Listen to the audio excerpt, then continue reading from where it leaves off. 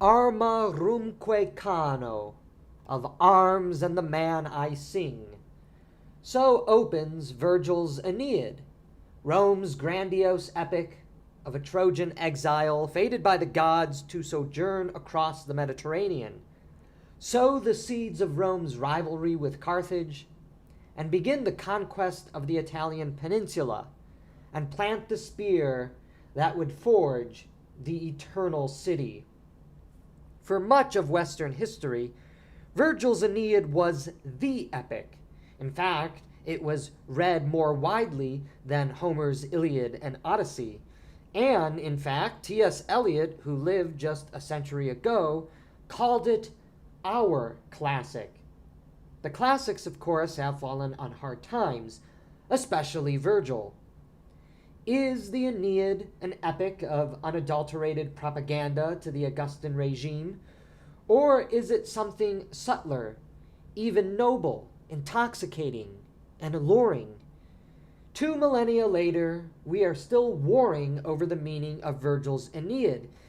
Indeed, we are still warring over the meaning of Latin literature, the Latin literature born from Virgil's heart and mind. It is often said that history is written by the victors. Only people who do not know history assert this. Demosthenes was a loser. He organized the Athenian and Theban alliance against Philip II of Macedon and lost, but his speeches have been preserved by posterity, and he remains the indispensable voice of late 4th century ancient Greece. His speeches, essentially the primary documents of history that historians rely upon.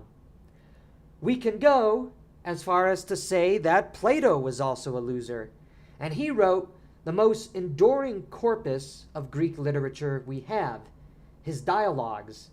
His teacher, as we know, Socrates, was also condemned to death by the Athenian regime. Yet we remember Socrates and not the men who sentenced him to death. Moreover, Plato was a failed political advisor. He went to a king in Sicily, failed, and then came back to Athens, yet we still read him as an authoritative voice on political philosophy. Virgil was the undisputed poet laureate of Rome. 400 years after his death, a young St. Augustine informed his readers in the Confessions that he was, as a young student, educated in the poetry of Virgil, and that he wept for Dido while oblivious to the cries of his own soul as a lusty teenager. While Virgil is the most famous of the Augustan poets, another poet named Horace had served as an officer in the armies of Brutus and Cassius that were defeated at the Battle of Philippi. Horace, of course, wrote a lot too, even though he was on the losing side. The greatest source of the Republic's declination and its decline into civil war is the greatest loser of them all, Cicero.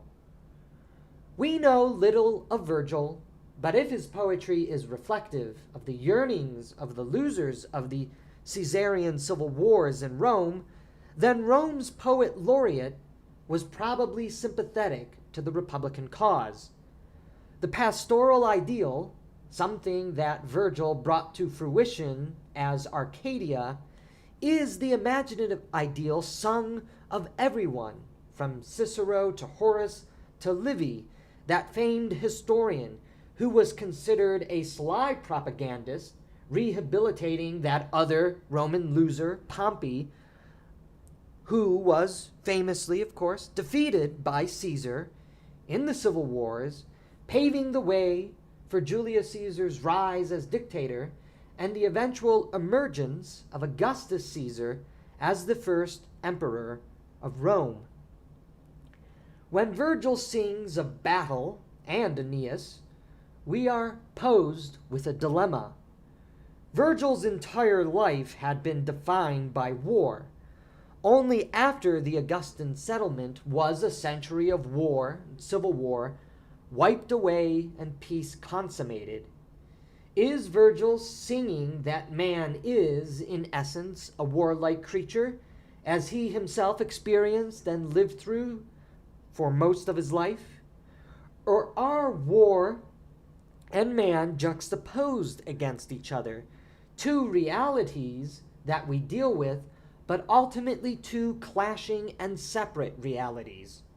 Perhaps Virgil was casting war, a cruel teacher according to Thucydides, as an ever-present danger, as standing in contradistinction to the heart and the desires of men.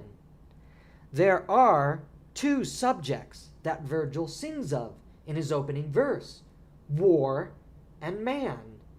Are they inexorably interlinked, overlapped but with different aims, or antagonistic to each other, but cruelly fated by the cosmos and the gods to do battle in the harsh reality that we call life?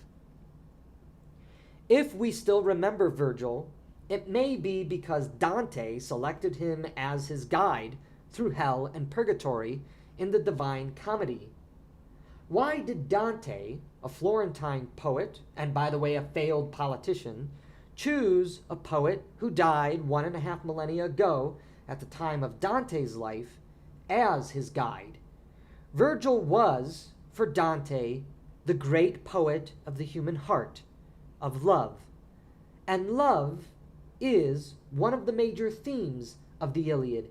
It is the central theme of that greater theme of man.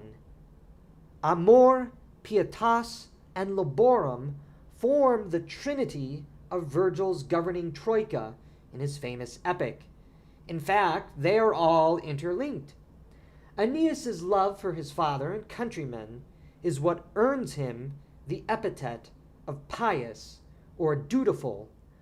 But duty is also something laborious. Aeneas labors, and he labors hard. His labor is a byproduct of his dutifulness, his piety, which is in turn the byproduct of his amor, of his love. Aeneas struggles, in other words, precisely because he loves. He struggles to save his aging father and family as they flee a burning Troy.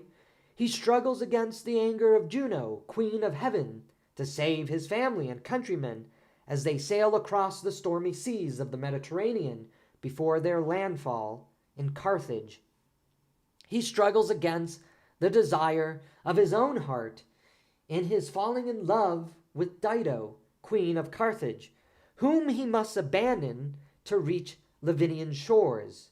He struggles in Italy to secure the land for his countrymen, his son, and his bride-to-be, Lavinia. All of Aeneas's labors are governed by a dutiful love throughout the epic. Interestingly, praying, not war, is the activity that Aeneas engages in most throughout the poem. Yet war is prevalent throughout the epic. Aeneas is driven out to the sea by the conclusion of a war, the sack and burning of Troy by the Greeks. The final books detail the Trojan invasion of Italy, defended by the spurned prince Turnus, who dies by Aeneas' sword. In Dido's lair, Aeneas recounts the horrifying burning of Troy and killing of Priam. Dido will later kill herself in despair by thrusting Aeneas' sword through her breast and falling atop a smoldering pyre, cursing Aeneas and his descendants, thus giving a mythopoetic justification for the Punic Wars which dominated Roman history. Virgil's construction of the war imagery of the Aeneid draws on real historical memory, the memories of the Romans, who have a memory filled with the blood and fire of war, wars distant and wars recent. Virgil's description of fires, beheadings, and battles would have had a particular resonance with his Roman audience during his life. They would have known all too well what he was alluding to. In Dido's halls, the Carthaginian queen, herself in exile, welcomes Aeneas and the Trojans, and the Trojan prince tells her of the final hours of Troy. Here is the first subtle nod to Virgil's beliefs. He associates the recently vanquished Pompey with the memory of the tragic king of Troy. He is not singing of Caesar or Augustus. He is singing of dead men and losers of the civil wars. When Aeneas speaks of the monarch who once had ruled in all his glory the many lands of Asia, Asia's many tribes, a powerful trunk lying on the shore, the head wrenched from the shoulders, a corpse without a name, he is not only referring explicitly to Priam in this context, he is also alluding to Pompey, the monarch who once had ruled in all his glory the many lands of Asia, and who, upon his defeat at the hands of Caesar, fled to Egypt, where he was beheaded and became that powerful trunk lying on the shore of Egypt, the head wrenched from the shoulders, a corpse without a name.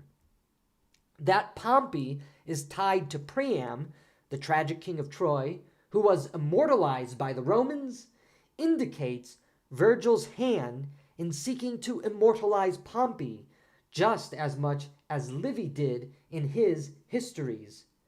The eminent classicist Bernard Knox wrote of this subtlety. Any Roman who read these lines in the years after Virgil's poem was published or heard them recited would at once remember a real and recent ruler over the many lands of Asia, whose headless corpse lay on the shore. It was the corpse of Pompey, who had been ruler of all the lands of Asia. But Aeneas's erotic rendezvous with Dido is more than a eulogy for Priam and the Pompeian republican cause. Virgil humanizes Rome's mortal enemy. Cato the Elder, whenever he finished speaking in the Senate, would close his speeches with those famous words, "Carthage must be destroyed." Carthage was the mortal enemy of Rome, vanquished and turned to a pillar of salt and ash because of the scourging fire of Roman war and conquest. Yet Virgil was at the forefront of humanizing and eulogizing Rome's arch nemesis, which would reach its fullest fruition in the humane portrayal of Hannibal in Silius Italicus's great epic poem, Punica. So, Virgil is doing something very important at the beginning of the Aeneid that we should see. Not only is he eulogizing the tragic flight of the Trojans, which is the tragic flight of the Republican Romans, he is eulogizing the death of Priam, the death of Pompey, and he is humanizing Rome's great mortal enemy. All the people to whom we sympathize and empathize are the enemies of the Roman Empire.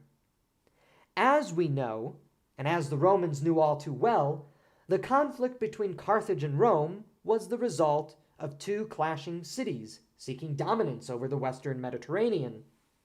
The First and Second Punic Wars had sapped Rome of much of her strength. Only a combination of luck and perseverance led Rome to triumph. But Carthage, reduced as she was, remained. While the Third Punic War laid to ash that great city on the North African coastline, the absence of such a worthy enemy became a cause for Roman decline.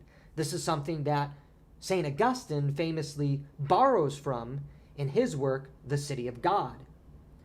Romans were raised to hate Carthage.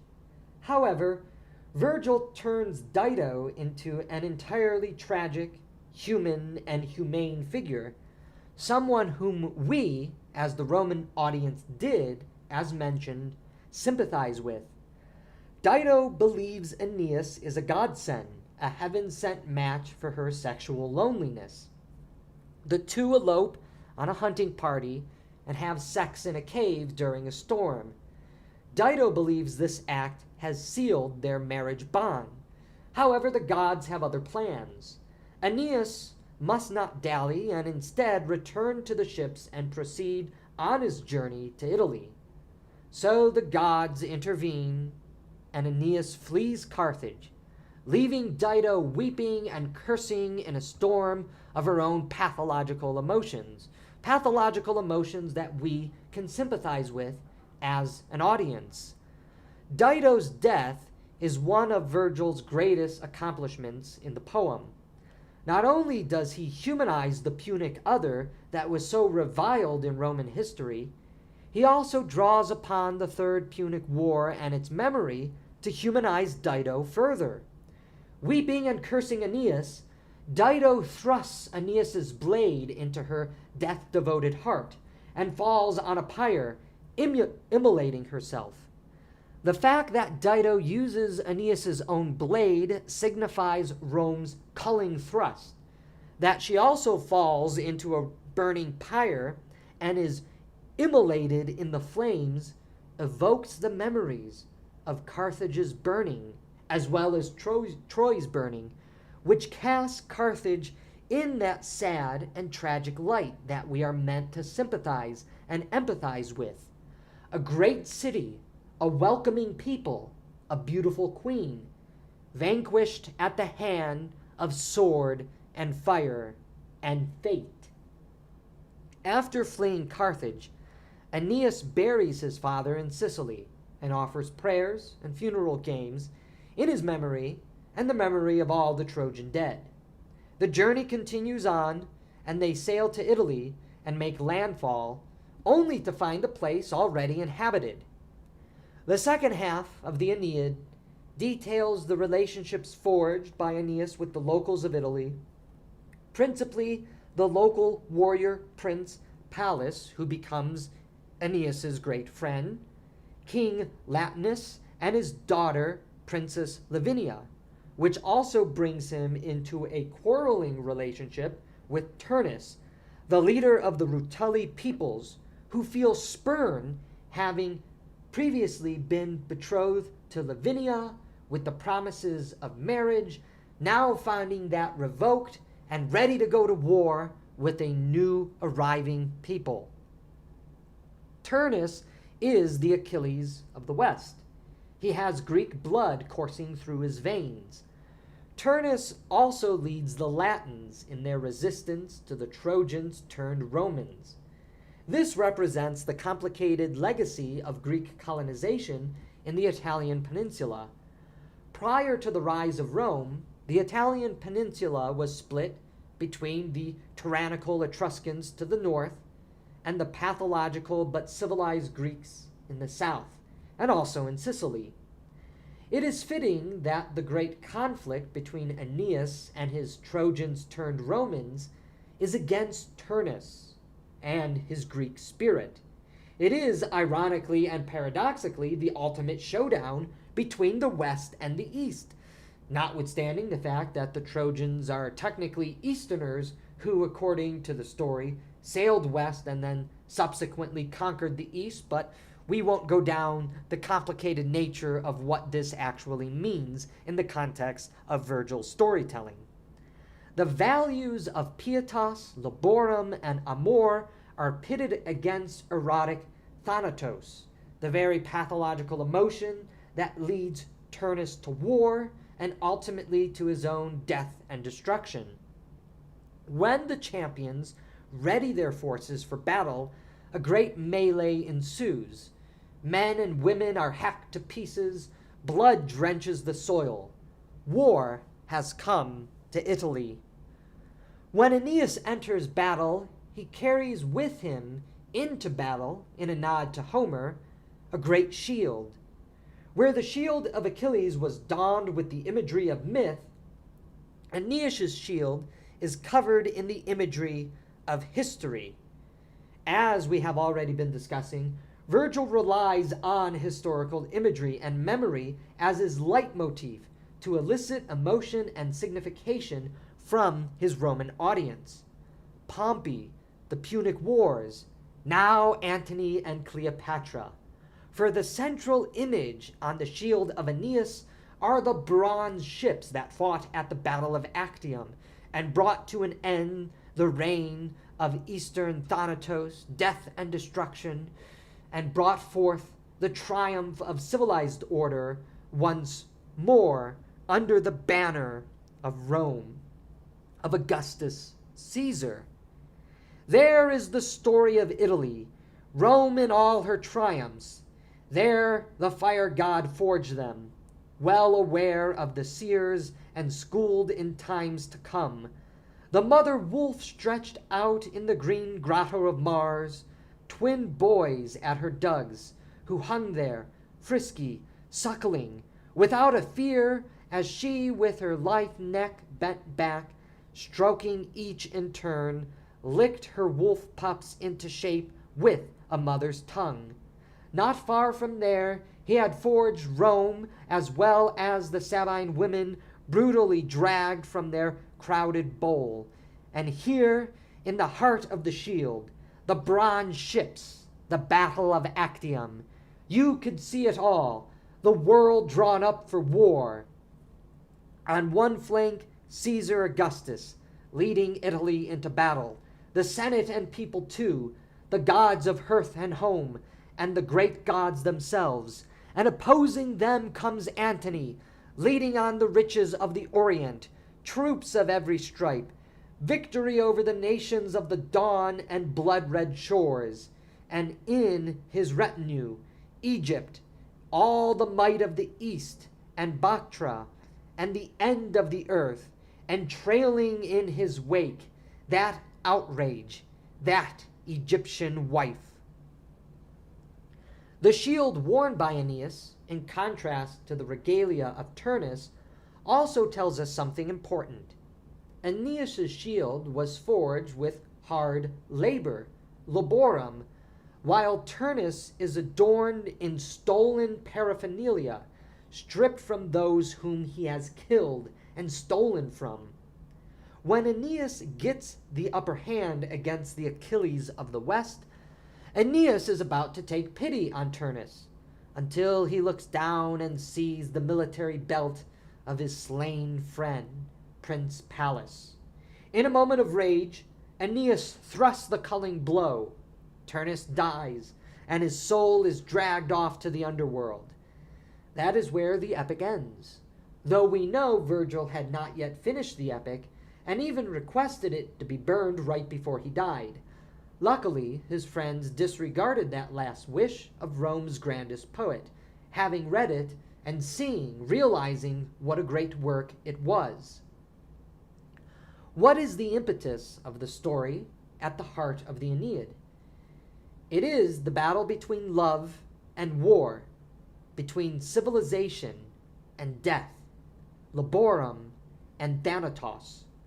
Rome wins not because it is more savage than her competitors, though this is historically debatable, that is not the point of poetry, but because the Roman heart, according to Virgil, is moved with love, and yes, even pity and sympathy. For that is the message being communicated by Virgil's subtle hand. Aeneas is a man of love, not war, though he must engage in war because of the tragic reality of the cosmos in which we live. He loves his father, he loves his countrymen, he loves his gods. He is driven across stormy seas and dark caves by the spirit of love manifested in piety or duty.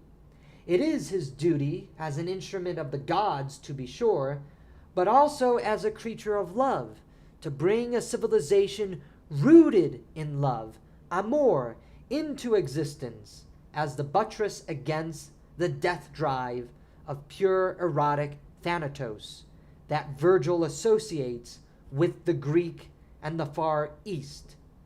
Pure passion is deadly, as we find out with Dido and Turnus, even if we have a certain sympathy, especially with Dido. However, Virgil does not dehumanize the enemy at any point throughout the poem. On the contrary, Dido and Turnus are in fact sympathetic characters. As mentioned, Dido is certainly the most sympathetic of Rome's supposed enemies, but Turnus is also somewhat sympathetic. He was, of course, originally betrothed to Lavinia. He was supposed to marry her. He was supposed to have a beautiful and peaceful life with her. And all of that is taken away by the decrees of fate, the decree of the cosmos. We can, in fact, sympathize with Turnus. And Aeneas, even though he will kill him, in that moment before he strikes the killing blow, he is about to take pity and mercy upon his enemy. This, again, is one of the great achievements of Virgil's hand. He turns the hated enemies of Rome into humane, sympathetic creatures, humans with a heart and soul that we learn to weep with and for, as St. Augustine did, while never balking at our relational preference for Aeneas and his desperate band of voyagers and exiles. Turnus, after all, is even described in glowing terms, his build magnificent. You don't exactly do that to the enemy if you just absolutely hate and despise them. You don't give them compliments, but that is what Virgil does. But it is as if Virgil is also singing to his audience that the true spirit of love must include the quality of sympathy. Do not hate, for those who hate curse and bring forth death. Dido and Turnus are two characters who utter curses of death and therefore die. This is true even if we no longer see them from the lens of pure hatred, as the Romans of the past had viewed Carthage and Greece. On the surface, it would seem as if the Aeneid is an epic of war. It is, in fact, an epic desiring peace. War and fire surround the epic, but, as the classical tradition is known to us, the underworld revelation is the most significant part of any epic poem.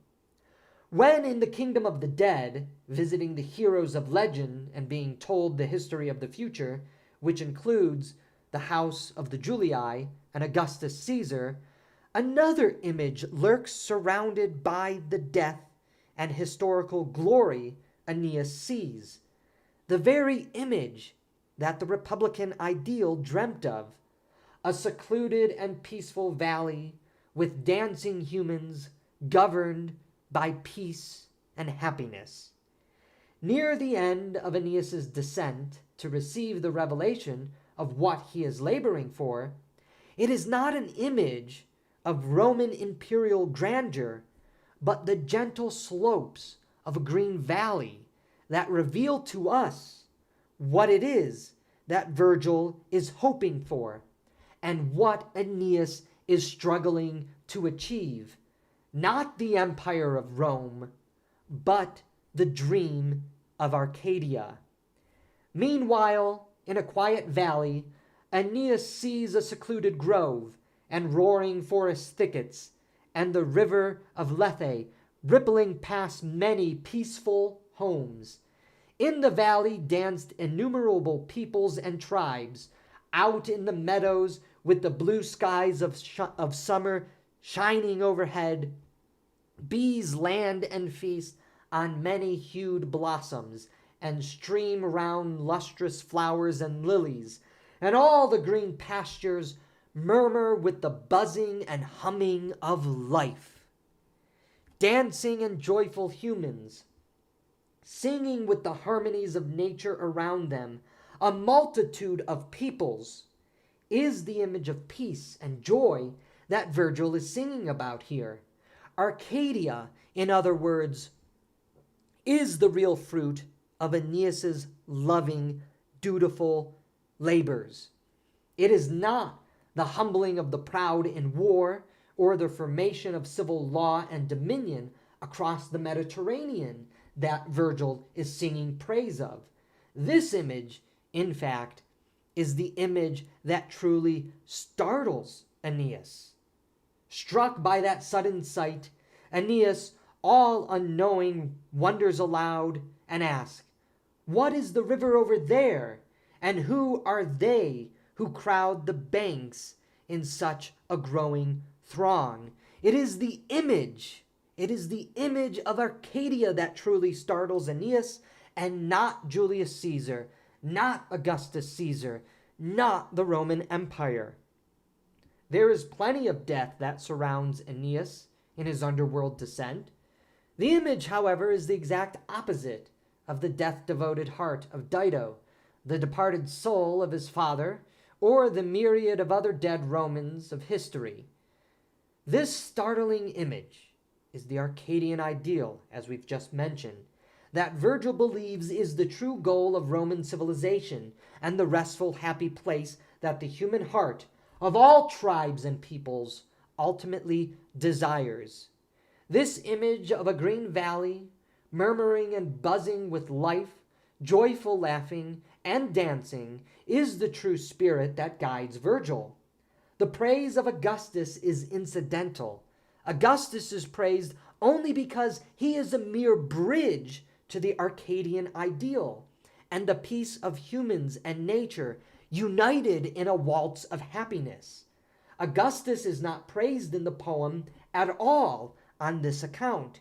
He just gets 2 cheers for the eternal applause we lavish on this valley of rolling hills and life, in its serene joy and harmony, which so move the heart and startles us, as it did Aeneas, to know more. We know that Virgil did not complete the Aeneid. The Aeneid, as we have it, is an ultimately incomplete poem. It is my sincere belief that had Virgil finished the poem, we would have witnessed Aeneas, Lavinia, and Ascanius in green valleys, surrounded by tall trees, blossoming flowers, and the humming buzz of bees, drinking sweet nectar from the flowers of life. Peace was the ultimate desire for Virgil and Aeneas, and the ultimate manifestation of that peace, though it comes through fire, blood, and war, to be sure, is the Arcadian ideal, that image Virgil wrote about in his other poems and gave a revelatory glimpse to Aeneas and all of us in our classic. Now it begins to make sense why Dante, the great poet of love, the great poet of that loving, peaceful heaven, chose Virgil as his guide. Dante knew, as a reader of Aeneas, that the Aeneid is not about war, but it is about love and peace. Through blood and war, struggle and pain, death and perseverance, that sacred grove of green pastures and dancing animals is the home we all seek. Arcadia was, after all, the Roman equivalent of what we call paradise, paradisios, a garden teeming with life. That was the reality that Aeneas's labors aimed for, and it was that reality that Virgil's magnificent epic sought to communicate, in alliance with the other republicans who ended up on the losing side of the civil wars, but also dreamt of that peaceful, serene, rural, nature-based ideal. This sliver of paradise is the one place where Aeneas, Dido, and Turnus may finally live the life of loving tranquility denied to them by the decree of fate, history, and the gods. It is Arcadia that Virgil truly sings about in the Aeneid. Beyond Virgil, there is also the great Roman poet Ovid. In the annals of Roman poets, Ovid occupies a unique place.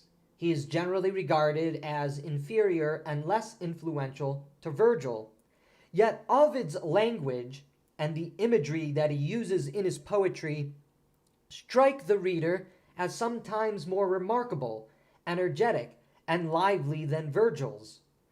Edward Gibbon, for instance, said he derived more pleasure reading Ovid than the other Latin poets, including Virgil. Ovid, however, strikes moderns as dangerous and out of date. His poems on sexual violence, often tinging with what we would call toxic masculinity, do not necessarily fit the sensibilities of our contemporary age. But those readings of Virgil fail to see the grander portrait, even what one might call the dark wisdom, found especially in the Metamorphoses. The Metamorphoses is an epic of transformation, of change. Like Pseudo-Apollodorus's Bibliotheca, Ovid's Metamorphoses is a collection of the grandstanding myths of antique culture, especially as inherited in the Latin Roman tradition. It opens with the birth of the cosmos, its wrestling into order from chaos, which provided the basis for life, and all the subsequent stories that the poem sings of. It concludes with a summary of the great stories that moved Roman consciousness, finishing with the apotheosis of Julius Caesar, the expansion of the walls of Rome and Roman civilization with it, echoing Virgil, and Ovid's own declaration that his fame will live on for all eternity because of the truth established by poetic prophecy that he himself is the avatar of, and we will return to this point later on. Yet Ovid does not celebrate, upon closer inspection, those mighty walls of Rome, as do some of his other poetic contemporaries. Ovid pays his due respect to Rome, but Rome must also submit to the winds and cosmos of change. Time changes all things, and Rome is no exception to this. This is why Ovid leads up to his conclusion by including the speeches of Pythagoras, the great Greek philosopher, who argued that in the cosmos of time that changes all things, only one thing remains the same in the midst of this torrential turbulence: the soul. Ovid's Metamorphoses, then, is an inspection into the soul that Pythagoras says never changes amid the ever-changing cosmos. And in that inspection, Ovid finds the tension between love and lust, beauty and ugliness, death and redemption, sorrow and happiness. The soul may experience changes wrought by its burdening enslavement to the oceans of time, but what the soul seeks is the same: constancy through love, the eternity which never changes because love itself doesn't change and never dies. I shall examine here but a few of the many stories included in Ovid's great poetic masterpiece of the human soul. In fact, we can call it an epic of the human soul because the soul is the main character, even if it is different, even though the names of that soul changes through the many stories he talks about. Even though all of these stories embody their own particularities, they nevertheless reflect the great spirit of that prophetic song that Ovid wanted us to know about, that one constancy of love in our lives filled with the reality of flux. Cadmus, as we know, is one of the great early Greek heroes before the time of Hercules, and the mythical founder of Thebes, the first and grandest city-states of Greece, where it can be said that Greek culture was born. Cadmus's story begins when Jupiter, Zeus, steals Europa out of lust, and Cadmus's father sends him west to retrieve his sister, under the threat of permanent exile if he fails. Cadmus complies out of love for his father and love for his sister, But he does fail, and therefore he will not return home. The heart of Cadmus, however, is eventually rewarded for his love and piety. Journeying west in pursuit of Jupiter to find Europa, he eventually comes across the fertile ravines, plains, and hills of Boeotia. He kneels before the oracle of Apollo, an act of loving piety, and upon hearing the oracular prophecy and finding the land he will soon settle and call his new home, he gives thanks again to the gods and makes a sacrifice to Jove, the god of love. Companions of his are sent out to retrieve clean water for this ritual. They encounter a great monster, a dragon, a large snake, and are devoured by the predatory beast. Worried about the whereabouts of his brethren, Cadmus strikes out to find them and discovers the monster, its crest shining, gleaming gold, its eyes flashing fire. The monstrous dragon and Cadmus soon do battle, with Cadmus emerging victorious. On the battlefield of his victory, Pallas Minerva arrives and commands Cadmus to bring into existence a new people and new city. Planting the teeth and blood of the slain dragon into the soil, up springs the warriors of Thebes and the protectors of Boeotia, born out of the death of the serpent. The trials and labors of Cadmus conclude with his marriage to Harmonia, daughter of Mars and Venus. Harmonia, of course, is a name that means harmony. They have many children together. While the eventual demise of Cadmus and Harmonia is then described, their transformation into snakes to slither and wander the world, not as predatory beasts though, but as loving companions. And that brings a certain solace to their story. Love binds together, even if in fantastical and even fatalistic imagery, as Ovid recounts for us. Cadmus and Harmonia come together in love. Their love is stronger than mere physical attraction to beauty, for even when Cadmus is metamorphosized into a snake, Harmonia will not abandon her husband and is transformed with him. Despite all the transformations and death that occur around them, that soul of love remains constant between Cadmus and Harmonia, even as they themselves are altered. Though Cadmus is transformed into a snake, that soul of love that brought Cadmus and Harmonia together cannot be ruptured. And so she too joins her husband, transformed into a snake, but rather than becoming predatory beasts, their transformation together is a testimony of their love for one another. The transformation of Cadmus and Harmonia is followed by the story of Perseus and Andromeda, one of the most famous stories of all antiquity. We know it well through our cultural inheritance, even if we have not spent the time to read the classical stories of mythology.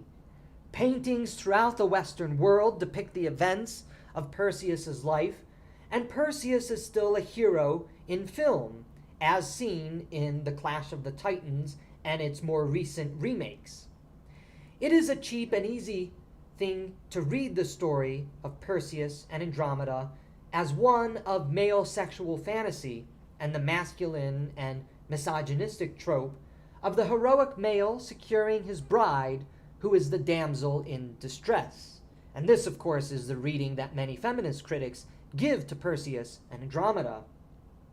Such politicized readings of the last 50 years miss the profundity, however, of Ovid's inclusion of the story in his grander poetic agenda of love being the constant star in the midst of a cosmos of violence and transformation. Andromeda is chained to a rock, doomed to be eaten by a sea monster because of the haughtiness of her mother. Cassiopeia challenges the divinities, the naiads, that Andromeda is more beautiful than they. Neptune, Poseidon, is enraged by this irreverence. Irreverence, mind you, is a lacking in love, and is often a catalyst for darkness and death throughout the Metamorphoses, something a reader should never lose sight of when reading Ovid. Neptune therefore steals Andromeda and chains her to a rock in the sea to meet her grisly demise. Meanwhile, the Gorgon Medusa is transformed into her serpent-like monster form for offending Minerva, Athena, by seducing Neptune and having sex inside Minerva's temple. As a goddess of wisdom and virginity, this act not only defiles Minerva's temple and sanctuary, it is the ultimate act of impiety and irreverence, that lacking of love that is going to have dire consequences. Medusa considered herself to be the most beautiful creature in the world. Minerva forcefully takes revenge for this impious action by turning Medusa's beautiful flowing hair into snakes, serpents, and by turning the gaze of men into a moment of their death, rather than previously, as it had been, gazing upon Medusa and seeing her in her radiant beauty, they die. And that is the penalty of impiety, of the lack of love that our characters display to the gods. So enters Perseus in the midst of a drama caught up by irreverence as a dithering fiancé, Phineus, whose only interest in Andromeda was to secure advancement in royal lineage and political power, showing that he too is irreverent. He lacks love for Andromeda. He is not going to risk his life to save her when all he wanted out of the marriage was the conquest of political power. What then makes Perseus stand out compared to all the other actors in this story? Where Cassiopeia and Medusa are irreverent and punished because of it, Perseus is pious and reverent by contrast, and he is going to be rewarded for this. Before Minerva, he trusts the goddess. When he stands before her, he trusts her that the goddess and her revelation of how to defeat Medusa is true. He has fides, or faith, trust. Where Cassiopeia and Medusa are vain, Perseus is humble. Where sexual lust leads to danger and destruction, Perseus is more interested in getting to know the soul of Andromeda, despite her obvious carnal beauty. When Perseus saw her, had a wafting breeze not stirred her hair, her eyes not overflowed with trembling tears, he had imagined her a marble statue. Love, before he knew, kindled. He gazed entranced, and overcome by loveliness so exquisite, so rare, almost forgot to hover in the air. Reveal, I beg you, your name and this land's name. When Perseus meets Andromeda here, just as John Milton would say that the window into the soul is the human face, the human eyes, so too is that what we see here in Ovid's retelling of the story. Her hair is moved. He sees her face, her eyes, her tears, and he is so moved to pity that he seeks to know her. Reveal, I beg you, your name and this land's name. He is not interested simply in her carnal beauty, as if she was just a statue. He wants to get to know her. Our name is the most intimate reality that we have, and our name is always tied to a face. And getting to know a person's name and their face is getting to know their soul. Moreover, Perseus truly loves Andromeda upon saving her, whereas Phineus, again, simply saw Andromeda as a mere object for his social and political empowerment and advancement. Perseus's faith, his trust in Minerva's revelation, allows him to use the reflecting shield given to him to defeat Medusa. Ovid's story of Perseus slaying Medusa, mind you, is far less dramatic than Hollywood renderings. There is not a great fight at all, as Perseus encounters the Gorgon seductress asleep and turns her to stone without much of a struggle. The hero then mounts Pegasus, soars into the skies, and again eventually comes across Andromeda, pinioned on a rock, as the sea monster approaches to devour her. Again, we must reiterate this important point. It is Andromeda's face, her eyes, the windows into her soul, which capture the heroic heart of our hero. Rather than just thinking her a beautiful statue, he sees a human in distress and needing rescue. So Perseus ventures down from the heavens, a heaven-sent angel of deliverance, to rescue the sinless girl being punished for iniquity not her own, but that of her mother. Perseus does battle with the sea monster, turns it to stone, and then he frees Andromeda, and again begs her name. For, as mentioned, Perseus takes an interest into the soul and the personality of Andromeda, rather than her mere physical beauty. Anyone can love a body, which is then the equivalent of simply loving a statue. It takes a real man to love another person, to gaze into their soul and to discover who they truly are. Perseus's rescue of Andromeda endears him to her parents.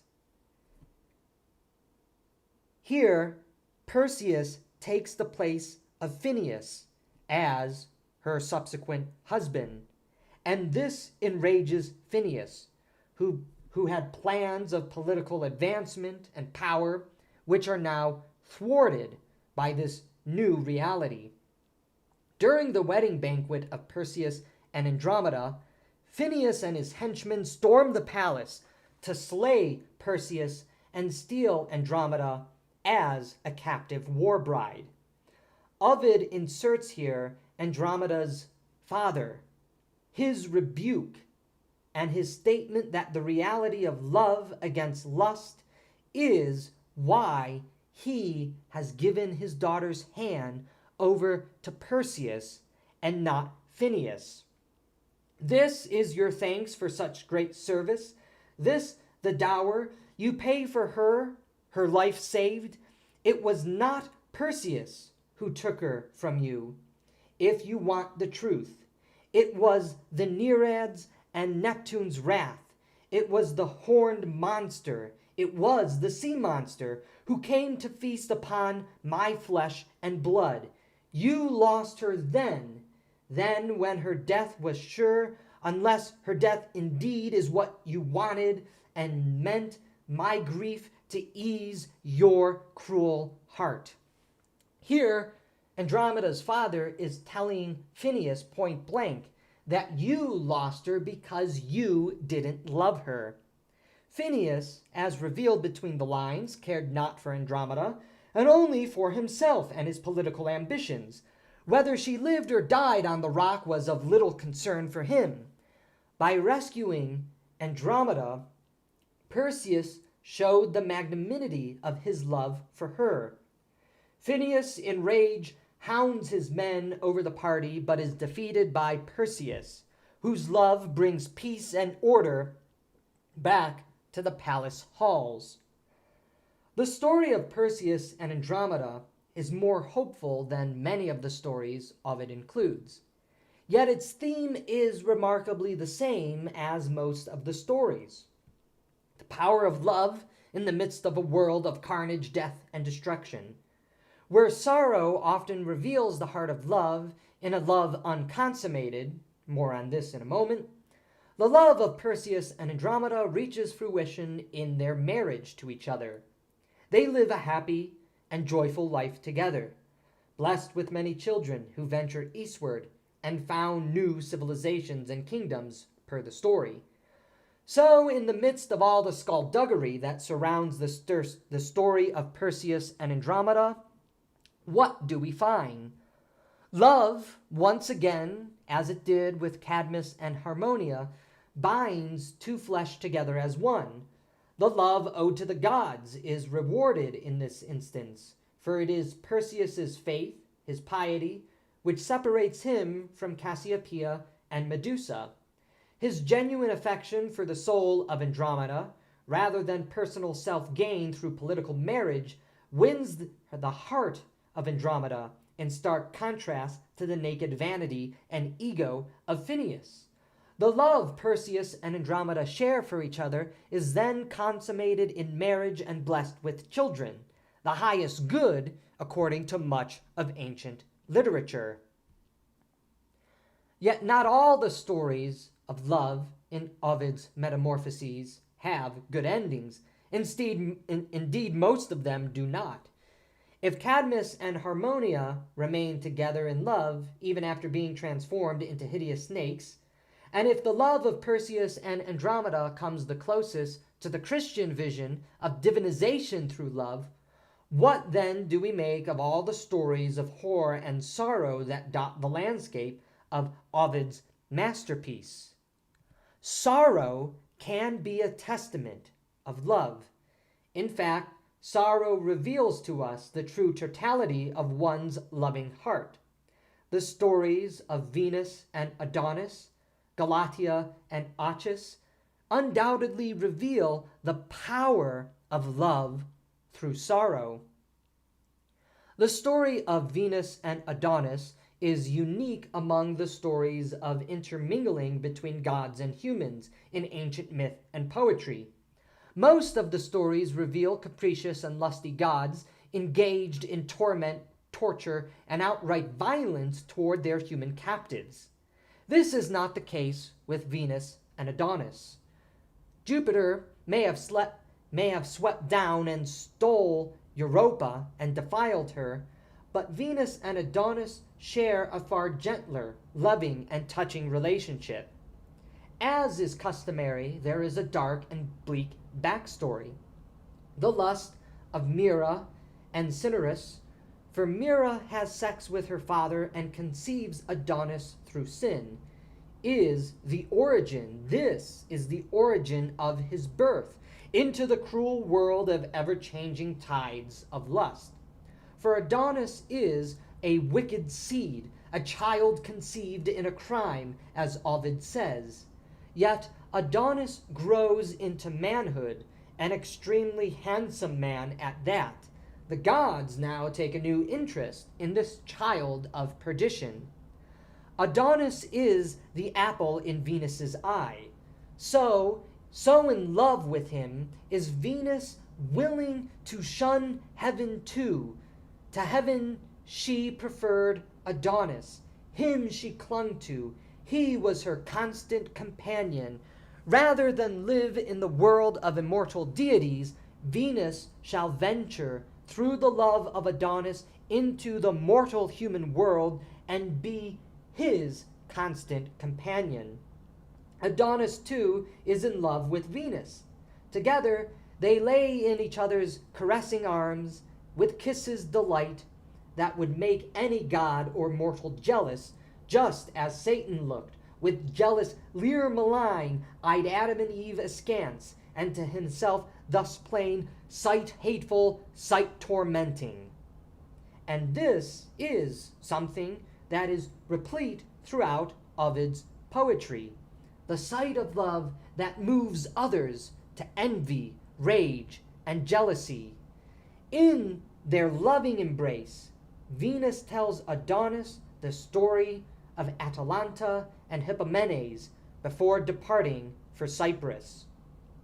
If Adonis is a child of sin, to which he cannot escape this fate, and the law of incest must be punished, the tragedy of Venus and Adonis is revealed, how love draws two together even in death, the fated death of Adonis, and the memory of the love that two share for each other can still live on despite the gliding winds of time. Venus had warned Adonis not to be too bold and prideful on the hunt. This revelation of Venus to Adonis is discounted, so unlike Perseus, Adonis acts with a certain impiety and irreverence toward Venus's revelation. Don't be prideful, be careful. For the young man acts now with that irreverence, and as mentioned, now it must be punished by death.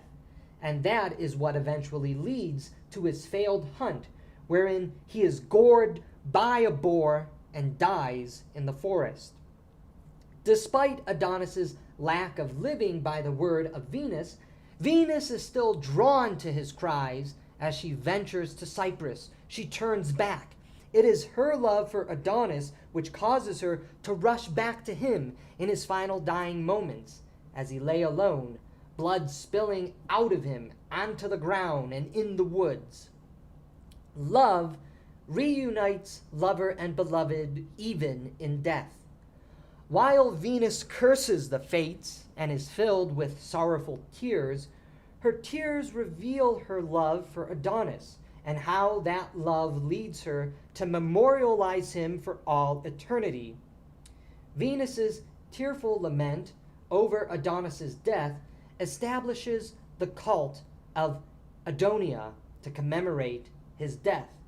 Likewise, her tears of love mingled with the blood of Adonis give birth to flowers, whose beauty remind the world of the beauty of Adonis and stands as an everlasting and constantly blooming and reblooming reminder of the brief love that they shared with one another. In sorrow, Venus revealed her love for Adonis. She left to the world through the cult and festivals of Adonia and the birth of a new flower that is named after him, an everlasting reminder of the love they shared.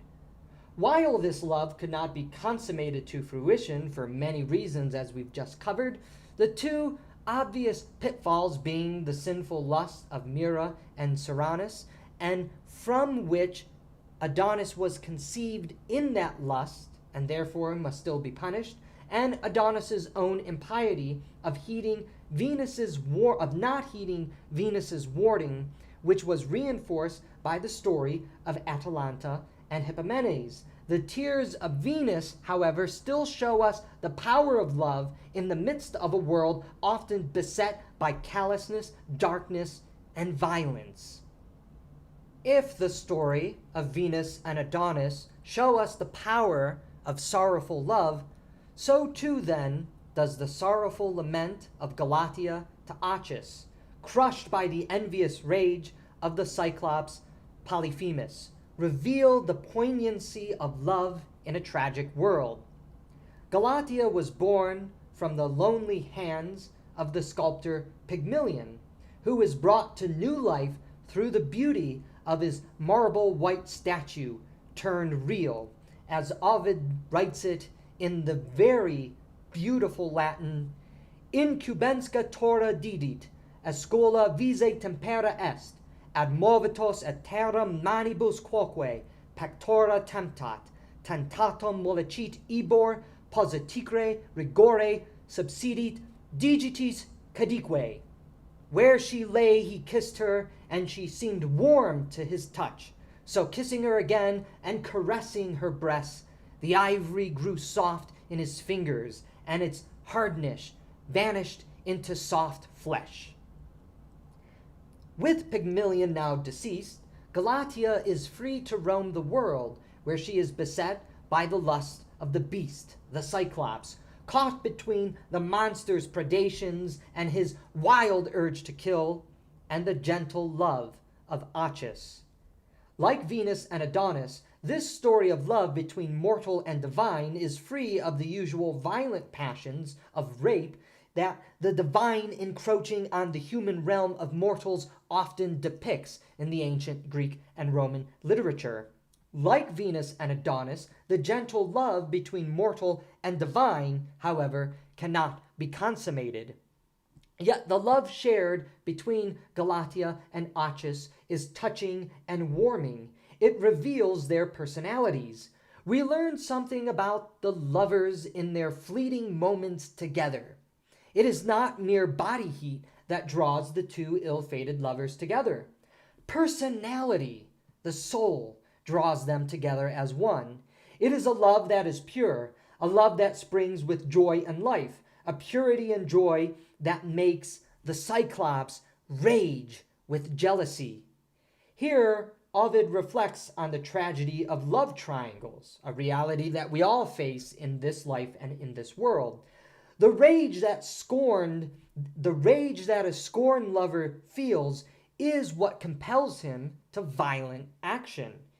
If if Polyphemus cannot have the love of Galatea, then no one can. Ovid here is actually quite remarkably modern in his outlook.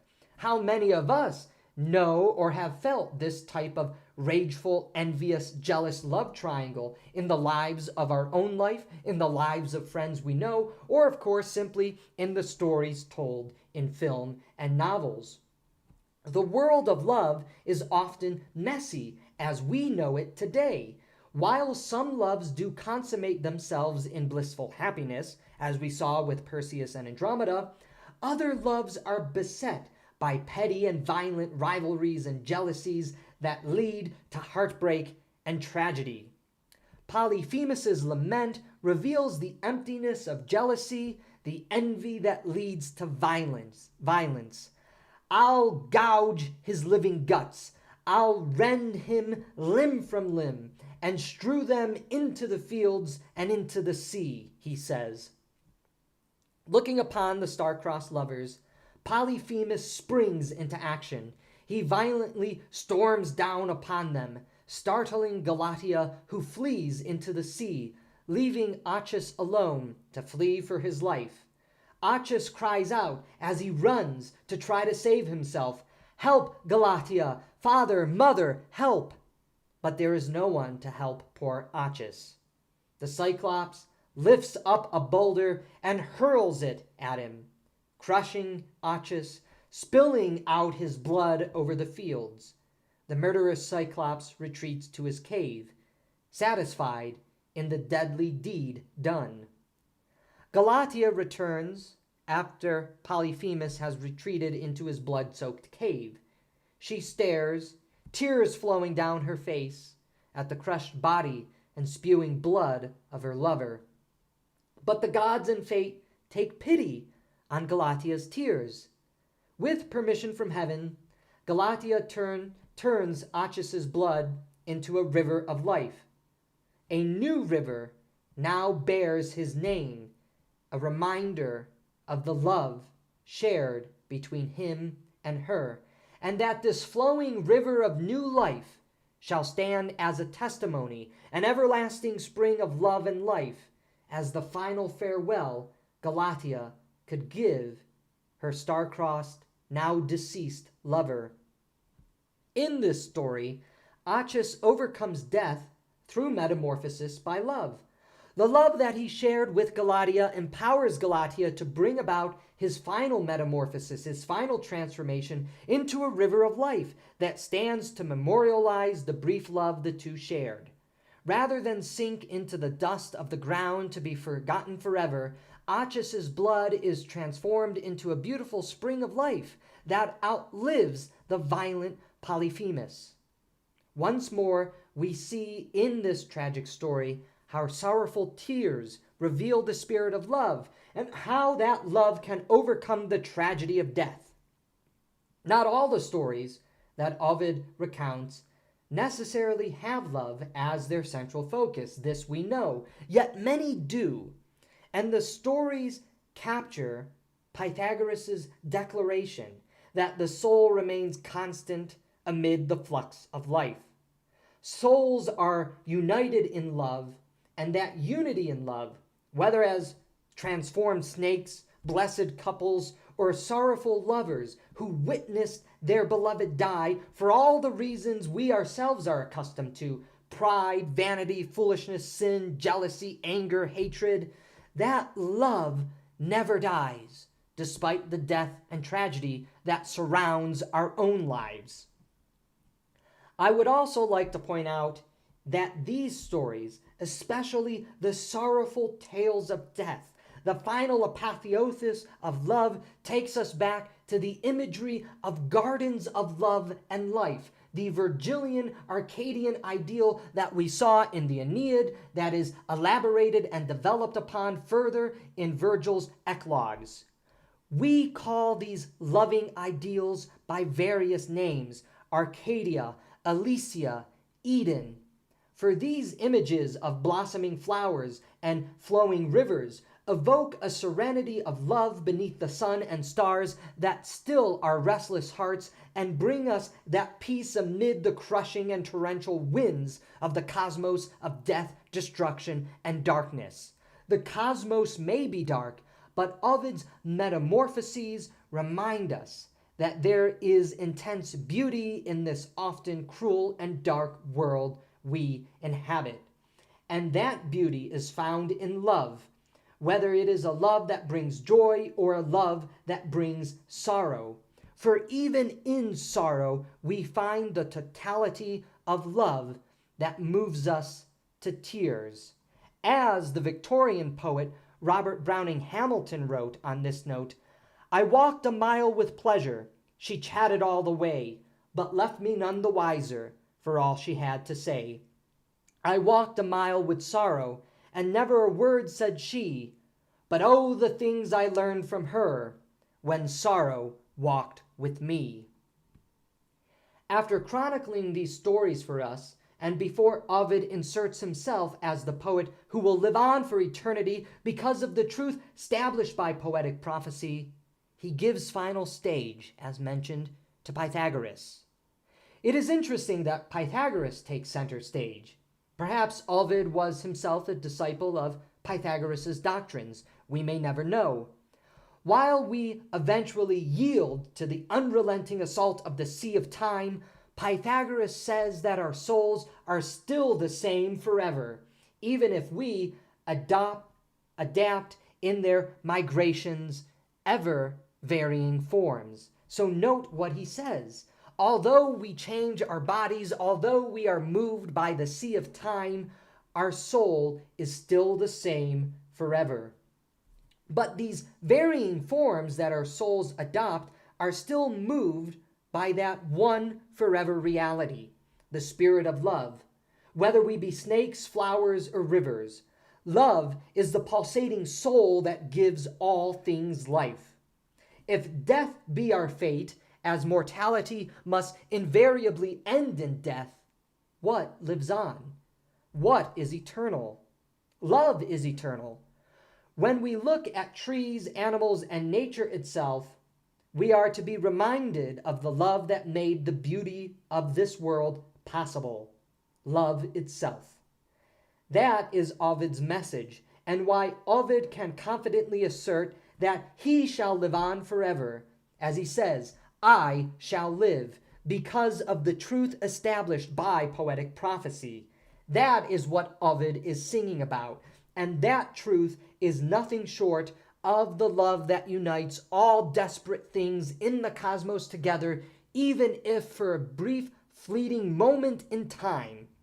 Despite all the metamorphoses we witness, despite all the darkness and bloodshed our eyes often behold, despite all the failures and frequent inability to consummate the love we do seek, the constant spirit that governs Ovid's Metamorphoses, his cosmos, is love, as these stories that we've just covered in the Metamorphoses reveal to us, whether it be blessed, redemptive, or oftentimes tragic.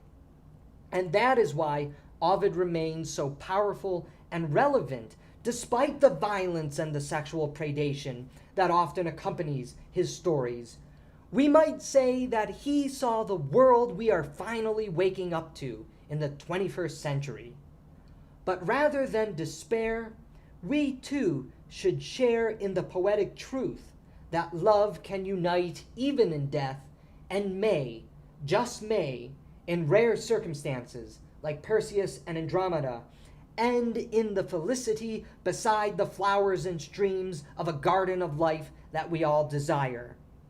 Reading Ovid is indeed a delight, as Gibbon said, a pleasure, especially once we know what he is singing about.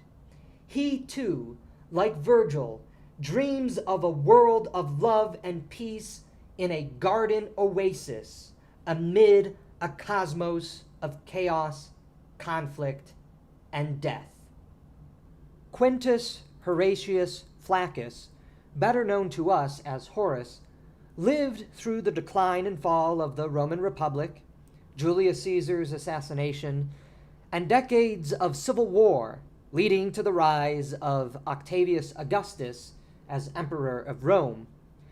Despite the turbulent waves that he swam in, he also lived, as we've been discussing, in the golden age of Latin poetry, and is remembered alongside Virgil and Ovid as one of the great Roman poets of the golden era, even if he, also like Ovid, is considered less important and less influential when compared to Virgil.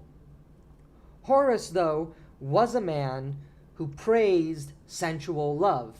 He was a praise poet of sensual love, and it seems to me he is the great culmination of the development of the Arcadian idyll in Latin Roman poetry during its golden age, mourning the burdens of urban civilization, the war, the death, and the destruction of the civil wars, and a pining for a return to that agrarian and rural pastoral way of life, the ideology dreamt of by the Republicans as they lost the Civil War. Horace was a hedonist. He was also a sensualist who enjoyed the pleasures of wine and the body. As the historian Suetonius reminds us in his Life of Horace, Horace is said to have been exceptionally intemperate in his love affairs, and there is a story that he so disposed his lovers in a mirrored room that whichever way he looked, there was a reflection of sexual intercourse. It isn't surprising that much of Horace's poetry deals with the blurred lines between love and lust, feast and sex, companionship and friendship. Here, too, Horace is a forerunner in many ways to the later Romantic poets of England and Germany 2,000 years later. Men like John Keats and Percy Bysshe Shelley, Lord Byron, Novalis, Goethe, Friedrich Hölderlin were also notorious womanizers, sensualists, and hedonists, along with being the great Romantic poets of their generation, complaining about the problems of urban industrial civilization and war, and a pining for that pastoral ideal where a garden could be filled with lovers. Yet Suetonius also informs us that Horace spent much of his life in his countryside estate, an estate situated in the rolling hills and pastures of central Italy, the same Italy that the Romantics of near 2 millennia later would travel and oftentimes die in. There is a certain irony of poetic history here. Horace, then, lived in the middle of Old Italy. More precisely, he lived in the Italy untouched by the burdensome urbanization of Rome and the other cities, drowning in a population, as he said, not trained to stay on a horse and afraid of hunting. Horace lived from 65 BC to 8 BC, and for the first 30 years of his life, there was not a moment without war. This is captured in his lyric poetry, which often talks of war, civil war and strife, the exploits of Julius Caesar and of Augustus. The fratricidal bloodshed of Romans slaughtering Romans was something that shook Rome to its core, and something that Horace also vehemently derides as impious. And again, we should be noticing these themes in Roman, Latin, Golden Age poetry. We have, among those sympathetic to the Republican cause, as Virgil was, as Ovid was, and as Horace was, for he himself fought on the Republican side. He fought with Brutus and Cassius. They dream of Arcadia, and they are also at the same time denouncing impiety, whether it's the impiety directed to the gods or the impieties directed to the family, as the cause of Rome's degeneration and downfall. As Horace writes, "Surely if any man shall wish to put an end to impious slaughter and the madness of civil war, if he shall wish his statues to be inscribed, Father of Cities, let him have courage to rein back our wild license." And of course, this is again made ironic since Horace was a bit of a licentious individual. One might say, though, even though he's a hypocrite, he at least understood the problems of license, unlike those who would follow after him. After emerging victorious in the battle to control the fate of the world, Augustus Caesar embarked on an ambitious, traditionalist moral campaign to rejuvenate the decaying Roman establishment, the institutions, and the people, infusing them with that moral virtue needed to sustain the new Roman civilization. After all, Horace rightly says here, "Laws are useless without virtue." Augustus and his poets and writers promoted what we can readily identify as a form of traditionalism: duty to the gods and parents, duty to country, and respect for law and order. It suffices to say that in a world ripped open by chaos, Augustus and his intellectuals, from historians like Livy and poets like Virgil and Horace, upheld pietas and embedded its ideals into their works. In many ways, they invented that idea of piety and pietas. And this again causes us to have that problematic interpretation of the poets. Are they singing praises of Augustus Caesar, or are they doing something a bit more subtle and behind the scenes? Yes, they can acknowledge Augustus as somebody who is restoring peace and order and moral virtue into the world, but again, they are not really celebrating the ideology of the Roman Empire. They are not celebrating the ideology of the eternal city. Instead, they are continuing to develop that tradition of the Arcadian ideal, to which Augustus is simply a passing spirit, one who is giving it its sanction because of the new order and the end of the civil war that he represents. But Horace's Romanticism is what is most interesting here, for it is in the agrarian ideal that we see a fuller and livelier traditionalism than the mundane pietas to God, Father, and Fatherland, the empty ideology of Roman imperialism. It is in nature, not in Rome, not in the Senate House, not in politics, that Horace finds the source of the divine order that all the Augustan poets thought was necessary for the peaceful and joyful life. Back to war, Venus, after all these years? Spare me, I beg you, he writes.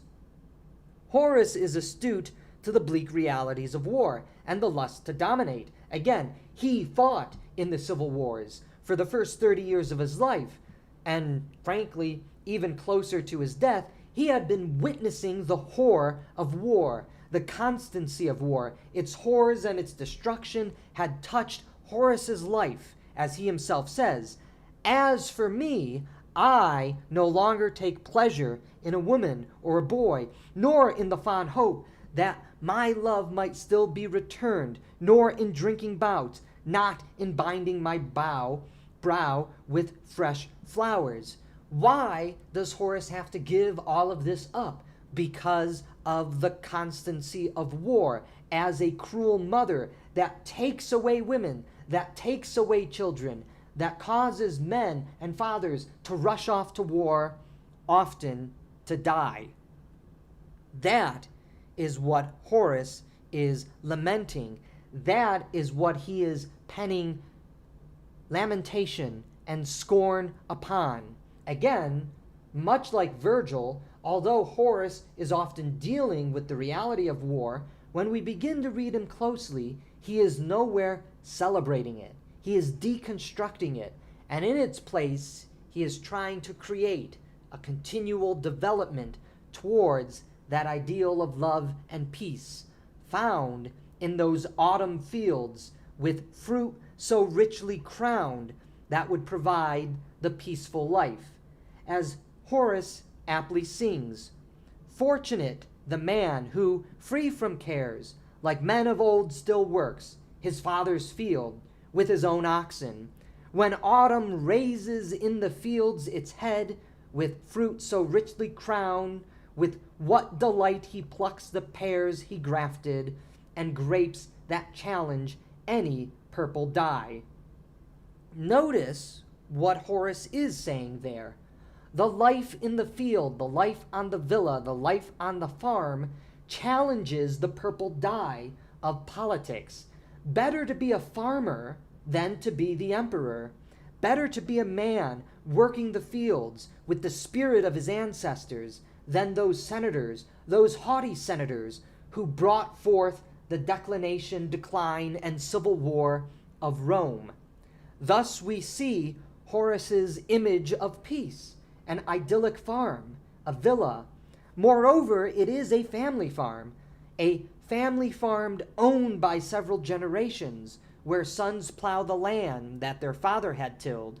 A rooted heritage lies at the core of Horace's mystic ideal image of peace and joy. Additionally, the peace and pleasure afforded in the simple agrarian life is precisely what Horace's deracinated contemporaries have forgotten. Horace sings of the pleasure and joy of the hunt among those who still remember how to ride a horse and how to shoot a bow. But when the thunder of Jove's winter season musters the rain and snows, with all his dogs on every side he drives wild boars into his ring of nets, or stretches wide mesh toils on twigs he'd smooth to trap the greedy thrushes, and hunts the timid hare and crane, migrating to his snare, delicious prey. Amid these pleasures, who would not forget the miseries brought on by love? Horace's beautiful, if not otherwise romanticized vision of the good life is shown being superseded now by the urban life of aimlessness and antagonism toward nature. Horace laments how the old ways are being forgotten. The free young Roman is not trained to stay on a horse. He is afraid of hunting. Horace's romanticism, however, has a very real alternative: the destruction of nature wrought by urban civilization that leads us to war. And this pivots Horace to his praise of Augustus, which we can now more properly understand. Augustus is the embodiment, real or imagined, not of the Roman Empire, but of the romantic ideal conceived of by Horace and other Golden Age Latin Roman poets.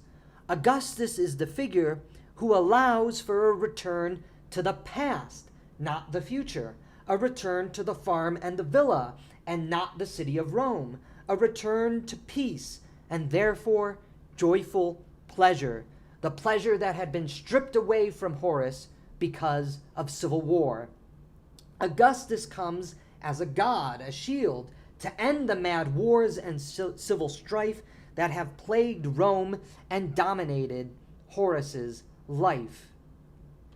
I was eager to sing of battles and defeated cities, but Phoebus struck his lyre and forbade me to sail my little boat across the Tyrrhenian Sea.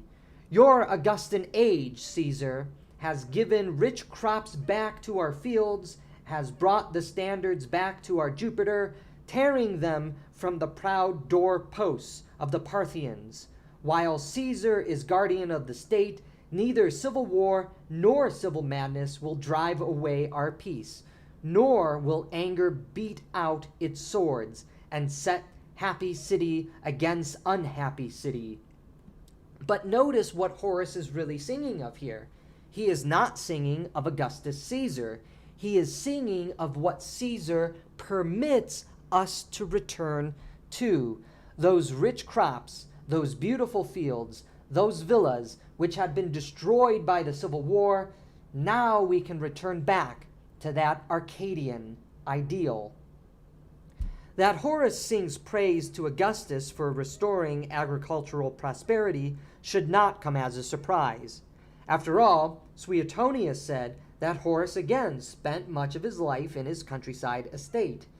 Moreover, the mobilization of the masses for war, civil war, worst of all, meant the depletion of the land as well as the disintegration of the family, with many hundreds of thousands of Roman men slaughtered on the fields of battle, never to return home, never again to see their wives and children. War destroyed the agricultural calm and serenity that Horace clearly indulged in and enjoyed, and that he sought a return to, and that he was able to return to thanks to the end of the Civil War. Peace provided the restoration of that countryside ideal, with wife, mistress, children, dogs, horses, and glowing sun. Horace's praise of Augustus, then, is unmistakably reactionary and romantic, but again is tied to the romance of the Arcadian ideal. Augustus is not a bringer of progress and advancement, but a force of restoration and return, specifically the return to that garden oasis. Horace's poetry captures the historical reality of cataclysm, of horror and war, but it also helps him to develop further that heart's yearning for the peace offered in a garden oasis. We weep with Horace because he is a man lost in a sea of change. Though Augustus brings peace and a certain restoration of the countryside and rural way of life, that life is also vanishing and cannot last. Horace is able to return to that life, but he laments that the next generation of Romans are simply living in the urban cities, having abandoned the villas, being incapable of riding a horse, and not knowing how to hunt. The fortunate life that Horace sings of, that life of pleasure, that life of the hunt, of animal and woman, catching fire and dissolving before his very eyes, even now in the world of peace offered by Augustus's empire.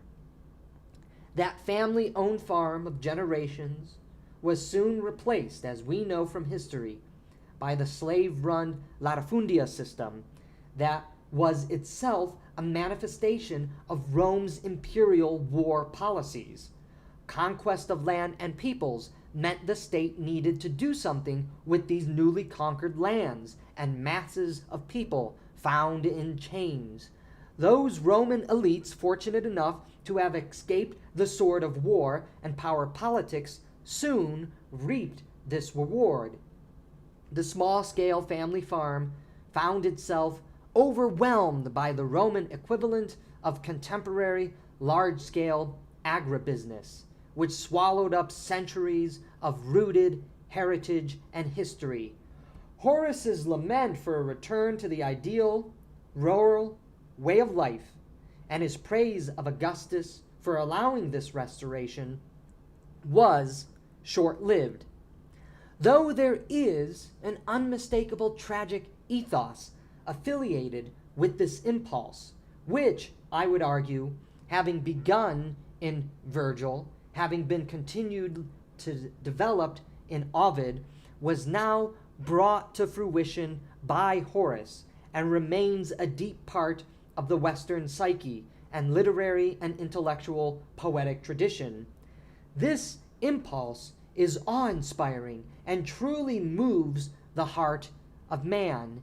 As Horace so famously says, "So let us seek the blessed fields with wealthy isles, where every year the land unplowed gives grain, and vines unpruned and never out of flower, and olive shoots unfailing bud, and sets their fruit, and dusky fig, ungrafted, graces its own tree. The honey flows from hollow ilex, and from hills the streamlet lightly leaps with sounding footfall. There to the milking pails unbidden come the goats, and friendly flocks their swollen udders bring. When evening comes, no howling bear patrols the pens, no viper heaves its mound of earth. Enchanted, we shall wonder at it all. Enchanted, we shall wonder at it all indeed. Horace calls us back to nature, not the city of Rome, to find our home. So let us seek the blessed fields where milk and honey flow, and humans can relate to creation as the gods intended. Horace's romanticism is enduring because the call of return is enduring. Deep within our psyche and our intellectual, literary, and poetic tradition is this yearning for return, something captured so powerfully, so beautifully by Horace, Ovid, and Virgil. The meaning and evolution of Latin literature reveals to us the true desire of the human heart. Deep within that psyche is that yearning for return, a return to a garden paradise. Virgil, Ovid, and Horace, the great poets of the Latin Roman tradition, more than any of the other grandiose poets of antiquity, captured that call, that cry, that yearning for a return, a yearning for a restored Eden, a return to Arcadia. The Latin poets really did invent Arcadia out of the horror of war, civil war, the expansion of Rome, the birth of the Roman Empire. And here we really do see what they are singing about. They are not stooges of Augustus Caesar. They are not propagandists of the Roman Empire. They are the inventors of the republican ideal. They advocate the side of the losers. They seek a return. They dreamt of a return, and they created the return of that garden paradise, shielded from chaos, war, death, and destruction. The chaos, war, death, and destruction that they knew well because of their life. And they therefore gave to posterity that enduring image of a new life in a garden oasis where bliss on bliss can finally be realized at long last. The meaning of Latin literature, of Roman poetry in its golden age, is not the propaganda of the Roman Empire, but the sorrowful and lamentful cry for the republican ideal, the villa in the rural homestead of central Italy. The poets of Rome created for us that enduring image that a new life of peace and joy can be found, having just experienced the horrors of death and destruction, of war, by reaching out into the garden oasis.